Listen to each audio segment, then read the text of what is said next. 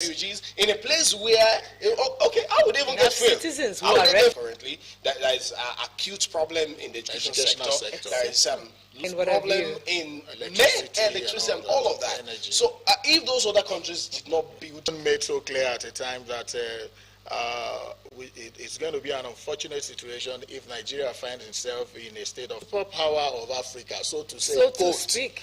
But let us act as such. And at the same time, I'm looking forward to a time where we would be part of this.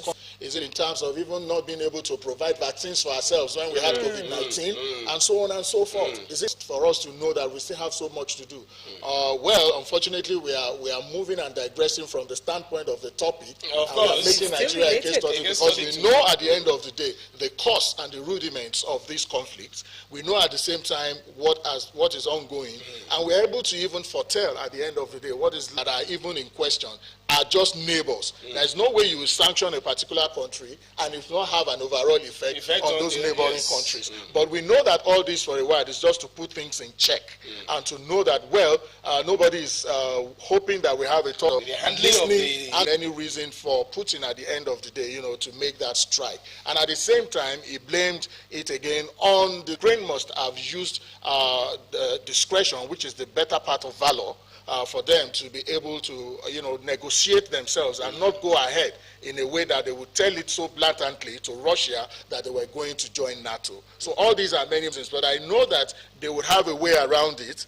Especially the greatest damage has been done in the First and the Second World Wars. We don't pray such happens again. You need to see how many people died in Japan and during the Jews were smoked dead by Hitler.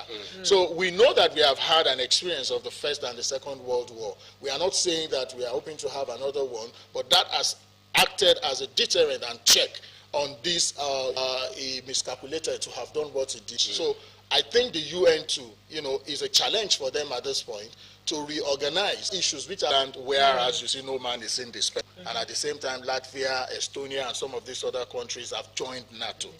So he is saying that, look, the moment you, because it's nearest to them, they're sharing the same, trying to use that as a security measure to protect that which is of their own. So he's saying now that, look, we don't want that. And what we are saying in essence is, yes, as much as we know there is a sovereign nation, but a sovereign nation they do not want Ukraine to continue to join NATO and all other allied forces, which a way they are seen as a threat to their own security. Be that as it may, is one of his demands that they do not join. Most of these things, when they bring their bases into all these other countries, they are spying and they are looking at the economic importance of that country. At the same time, once he felt that this demand is not met, it's going anymore at the demands of Putin. But getting this done at this moment, I know that there will be organizations who sit back and discuss on how they are going to have measures whereby at the end of the day, yes, they may not join.